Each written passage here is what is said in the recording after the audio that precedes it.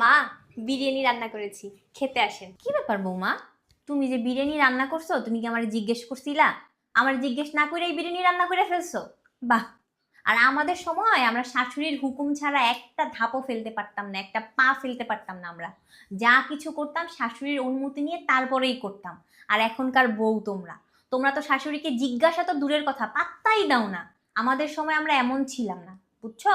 ঠিক আছে মা, এরপর থেকে আপনাকে জিজ্ঞেস করেই করব। হ্যালো। ও মা, মেহমান আসছে, তাদের জন্য কি শরবত বানাবো? বানাও, এটা জিজ্ঞেস করার কি আছে? ঠিক আছে মা। মা, ডালে তো লবণ কম হয়েছে, আর একটু কি লবণ দিব? দেও। ঠিক আছে মা। মা, এই কাপড়গুলো ধোয়ার ছিল, ধুয়ে দিব? যাও। ঠিক আছে। মা, অনেক পানি পিপাসা লেগেছে, একটু পানি খাবো? খাও। ঠিক আছে মা। মা, আমার একটু বাথরুমে যাওয়া দরকার ছিল, বাথরুমে কি যাবো? তুমি আমারে আল্লাহর হস্তে মাফ করে বৌমা, আমার বড় ভুল হয়ে গেছিল তোমারে বইলা।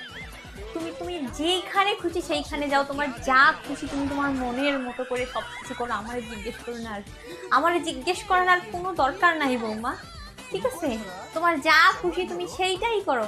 ঠিক আছে মা, আপনি যেটা বলবেন সেটাই হবে। তেজস্বী লোক আমার